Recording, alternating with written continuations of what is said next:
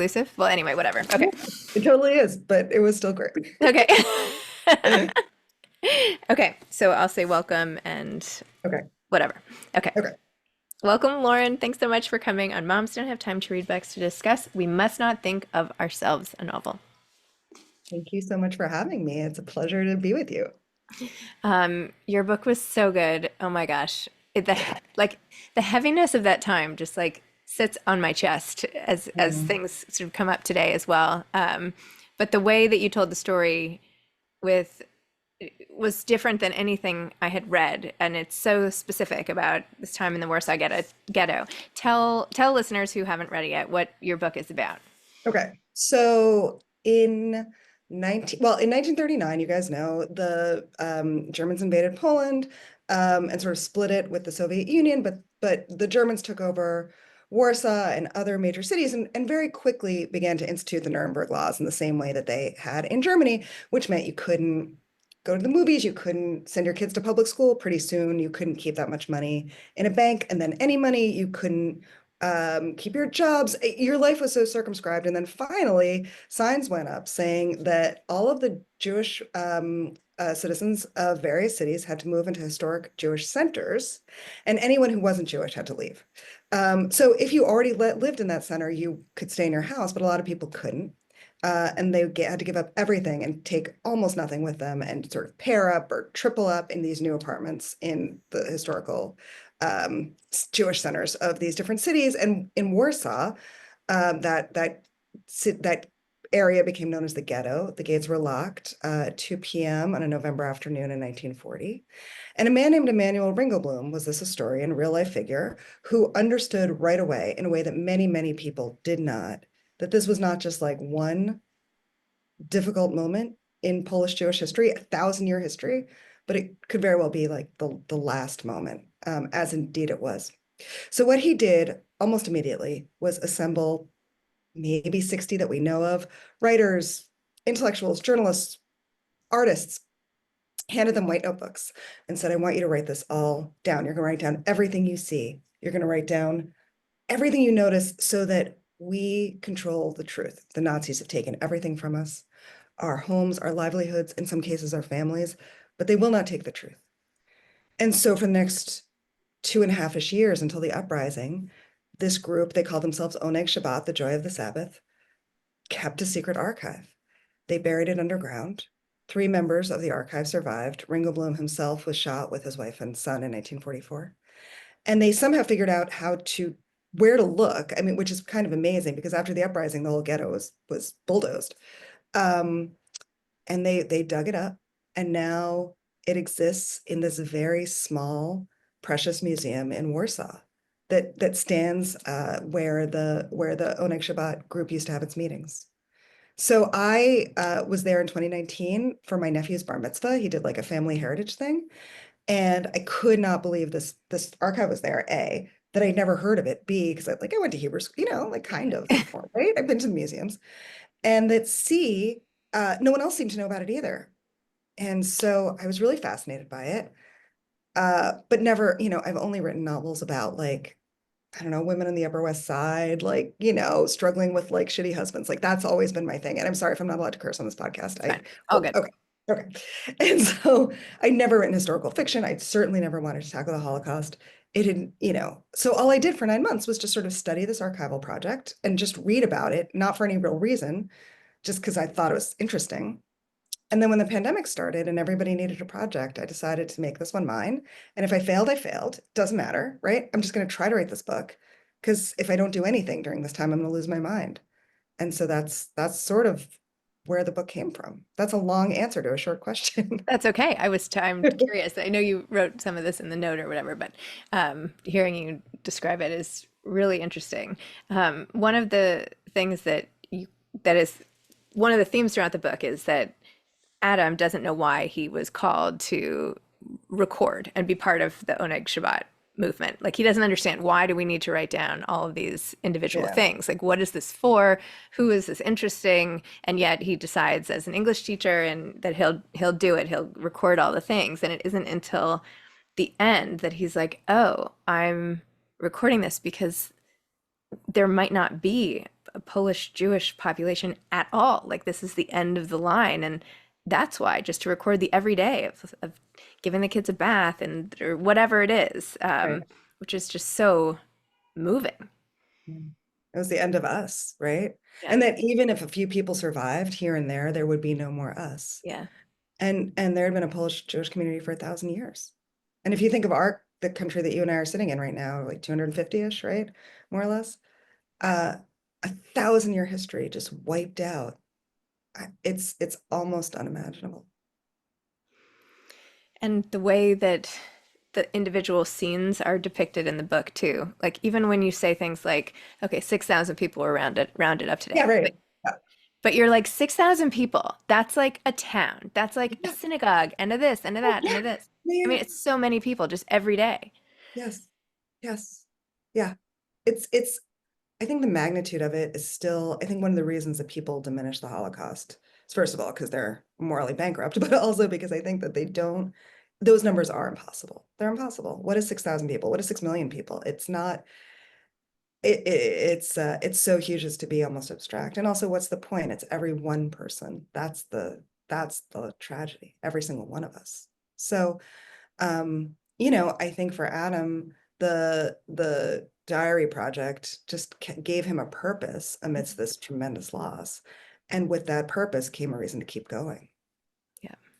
And you show us what it was like from the point of view of the kids he was teaching, a few in particular, how he was sharing a house with another family, his relationship with the woman in the family, and how that evolves over time. The scene where they're all shaving their heads.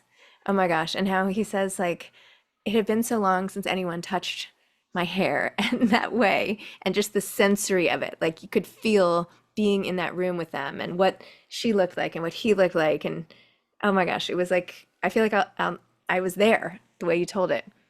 Yeah, thanks. Have you ever gotten like, when you get your hair Yep. like uncut and they wash your hair and it's like the best? Yeah. Yeah. And It's really, how all of this stress, it's really good. And all of the stress can sort of dissolve for a second if somebody touches your scalp or temples or something. Mhm. And I was really trying to channel that in that scene, how that feels. I was just telling my kids, I was like giving one of them a hug. I was like, this has physiological benefits. It's not just that it feels So you good. have to let me hug you. Yeah, yeah, Yeah, it's yeah. like this will bring down your pulse, and this will, Hmm. Hmm. this will help you in general.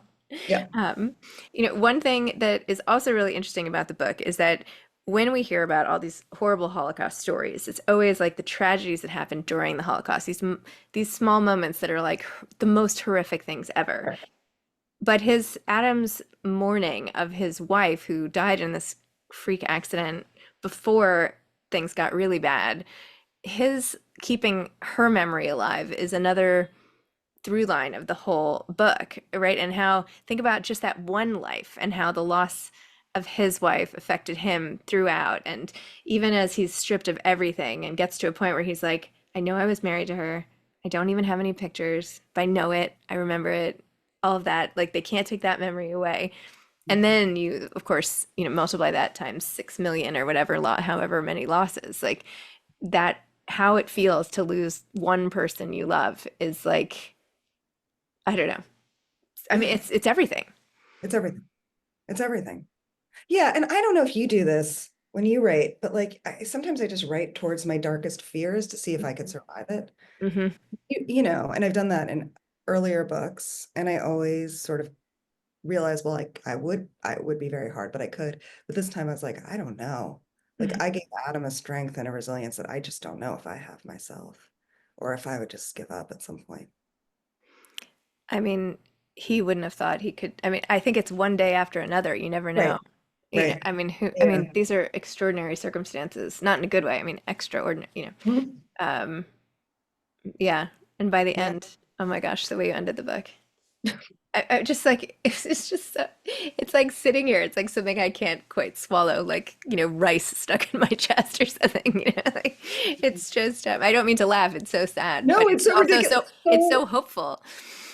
It's like that this happened in like my grandparents' lifetime. This happened. This Hmm. happened. Hmm. This happened. It's like I still, having spent years of my life now, in this moment, right? Like talking about it, researching it, writing it, I still sort of sometimes can't believe this all happened. How could the world have let this happen? Yep. But the way you took it apart in particular, the news that came at certain times, like the rationalizations, like, oh no, no, like we have the allies will be here, like it's fine. And then I'm sure this will be like a 3 month thing. And it did harken back to COVID when we're all like, oh yeah, I'm gonna pack for 2 weeks.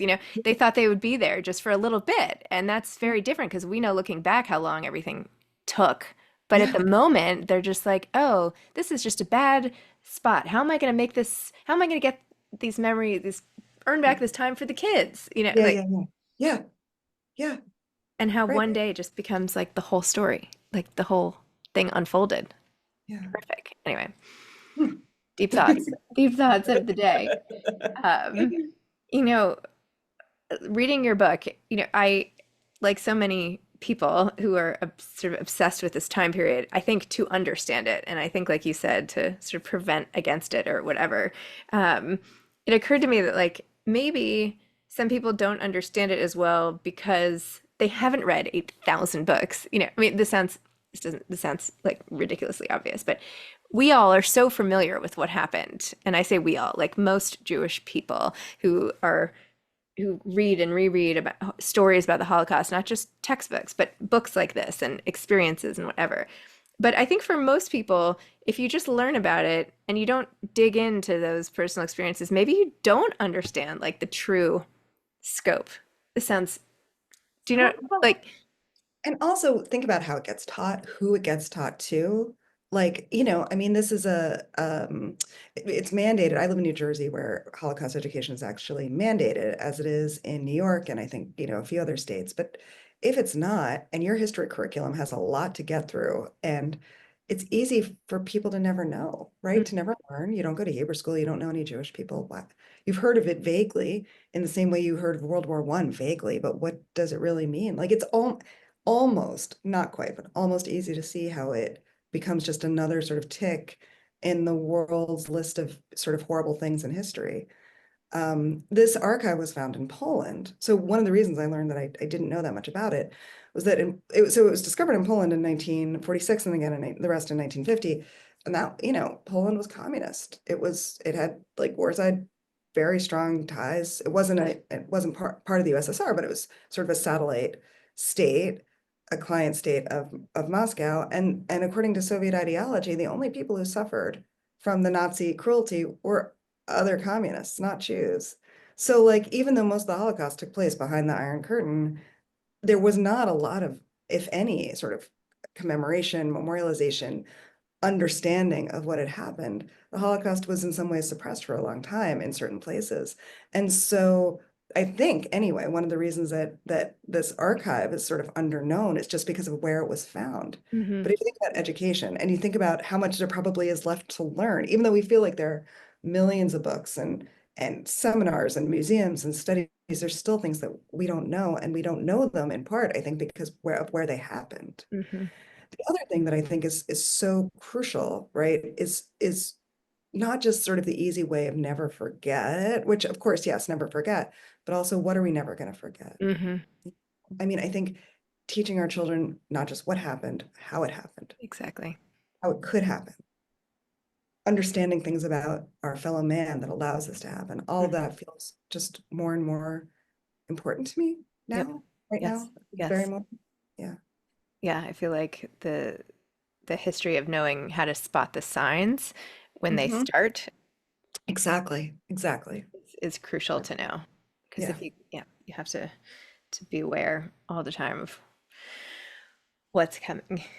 Yeah. Um, I had heard of Oneg Shabbat, to be honest, but I hadn't spoken to anybody who had seen any of it or whatever, Yeah. even the fascination with the languages. So, which I know Adam is very interested in, and there's a lot of talk in the book about when he's speaking to the kids in English and how he wants them to learn English because it'll help him, and when which character reverts back to what language, and then in the end, how you're really calling out like why he's fascinated by language and is the Yiddish language going to disappear altogether. Um, Talk about that piece of Sure. the puzzle. So it comes from a lot of places. First of all, I don't know if you speak different languages. I would like to. Like, I have always been fascinated. There was an article in the Washington Post a year ago too. Who knows? Time means nothing. But like a little while ago, there was this article about a guy who I think he was a carpet cleaner, and he was just also a polyglot. Like he just naturally, like he could hear a conversation in Portuguese and suddenly speak Portuguese. He spoke like 26 languages.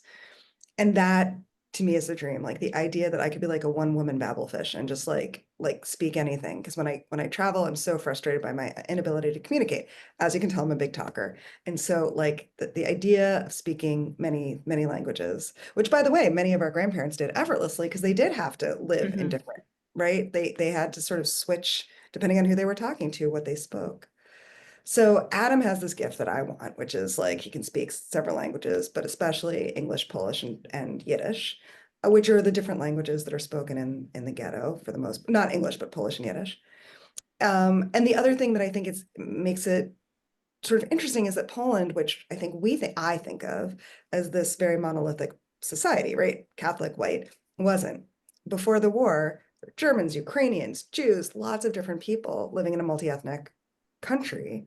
Um, and so his fascination with languages sort of reflects, or his just knowledge of languages reflects the reality of the country in which he lived. But the final reason that he really loves language, I think, is because every language has its own specific ways of expressing things. And Adam's an expressive kind of person, and there are different ways to say, like, I love you, and they mean slightly different things. Or like, I miss you, like in French, it's tu me manques. So the you comes before the I miss. Hmm. And I think that that's it's like, it just like changes your brain a little bit when you see different ways different languages express similar feelings. And I think for Adam, he recognized that, and that helped like the broadness of the ways he could express himself gave him a lot of comfort because he could speak these different languages. It's amazing. How has this deep dive into this time period and even coming out and touring and the book and the Yeah, success of it and man. all of that, like, what new have you learned about this time period or about yourself after the whole thing?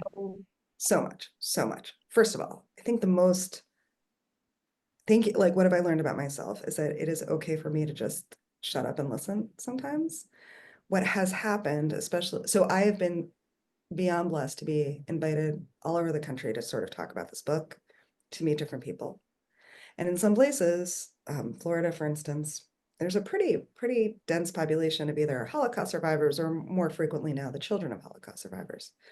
And after certain events, there was one outside Toronto, there's one in Fort Lauderdale, a few others, where people just come up to me afterwards. I'm signing books and they just want me to hear their story. And for a long time, I felt like I was supposed to give something back. Like you tell me your story and then I offer something, but I don't know what I'm supposed to offer. Like what can I say? Like that is unbelievable. I can't believe your parents survived, you survived. And then I realized, oh, I don't have to say anything at all. Like what people want is to be heard. They want to make sure someone else in the world knows their story. And I've learned about myself that I can just shut up, listen, and afterwards say, thank you so much. I won't forget that. And that's all people seem to want. Like someone else knows and it won't be forgotten. So I have been very honored to try to hold these stories, right? Especially as the people who witnessed the Holocaust firsthand are passing on. Um, and the other thing, like I was a little worried about security at this difficult time. I was a little bit worried, certainly about Holocaust denial or about anti-Semitic. I don't know. I didn't know if like on Goodreads, if like I was going to get flamed for writing a book that is proudly Jewish and about something historical and true that many people want to diminish. But I've been very lucky, I understand, and grateful that people have been really supportive of me and of this book. People have been, and not just Jewish audiences by any means. I've spoken at like, historically Black colleges. I've spoken to a Catholic women's group. I've spoken to all sorts of people. And at least in my experience, which I understand is not universal, people have been really curious and great, so that's been a huge relief. Because frankly, if people came at me, I don't know what I would do. I don't know what I would do. I don't know. I'm not very combative, so it would be really hard. I admire people who can just get up and stand up and rattle off facts, and I don't know what I would do. But no, but thankfully I haven't. That hasn't happened. Oh, good. Well, that's Yeah. relief. Wait, Yeah. can you go back to your writing before this book? I loved Hmm. your description of Yeah.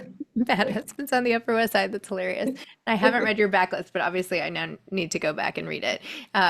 Talk about like getting started and what your other books are about Yeah, and all of that. sure. Okay. So my first book was my thesis. It was a collection of short stories published by a teeny tiny press that's still around that I love. They did a beautiful job. And, but it was a small press book. It wasn't going to get a huge amount of review attention, but it got one glowing illustrated review, and that happened to be in the New York Times book review. So if you're going to get one review, that should be it. And I was thrilled and felt very famous. And then just decided, like, if I don't know. That just gave me, I got my MFA, so I was obviously invested, but I had thought about going to Los Angeles, maybe trying to write for TV or going to publishing the industry side or something. But instead, I got a job at a Jewish nonprofit. They closed early on Fridays every day every week for Shabbat. So before I went to work, and then from like, I don't know, 3 to 5 on Friday, I worked on this novel. It was like a very young kids in Brooklyn kind of novel. But fortunately, it was like 2004 or something, and people were really into like kids in Brooklyn novels. So it got published. And then, but the first book that of mine that sort of found an audience was about a doctor on the Upper West. I'm sorry, a doctor in the New York suburbs.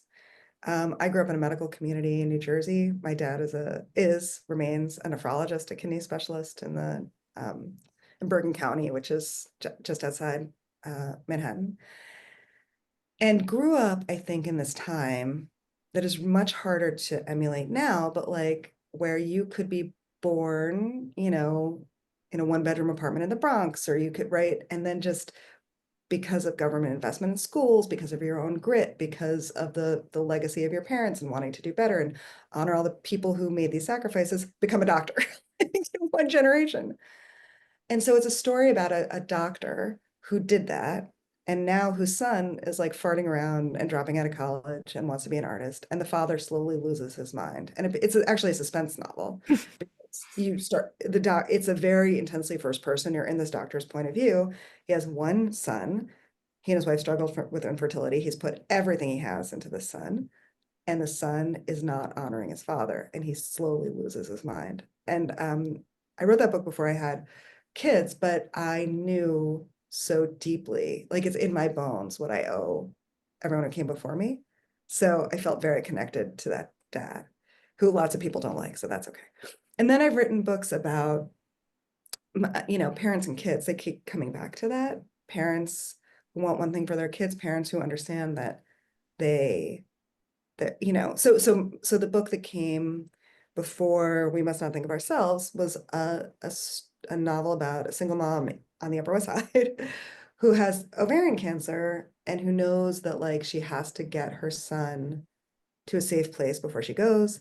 But she's very dark and very witty and she's like a woman you'd probably like hanging out with. She's very funny and snarky, and she really, really hates her kid's dad, like really hates him. He has not been involved in raising the kid at all, but the kid wants to go to the dad. And so it's really a novel of her like coming to terms with what the kid wants matters much more than what she wants, which sounds like a bummer, but isn't, because she again is sort of funny and snarky and she's What's that? cool to be with. What's that called? And that is called Our Short History. And that Okay. came out in 17. And then I just took this like weird turn and wrote this book. And then people have asked, like, are you going to do another historical fiction? Maybe. I don't know. I don't think I'm going to write about the Holocaust again. I don't, I, I, I I don't, I mean, who knows? Never say never, but it really is kind of wrenching to be in that time period for that long. I can see that. Yeah. Where is this fascination on families and stuff? Have you dug into that in your own, like There's therapy or some whatever? therapy here, Zibby. Let's go back. Yeah, let's go back. I am I'm really lucky. It's because I'm lucky. It's like I'm super close with my siblings. I'm the oldest of three.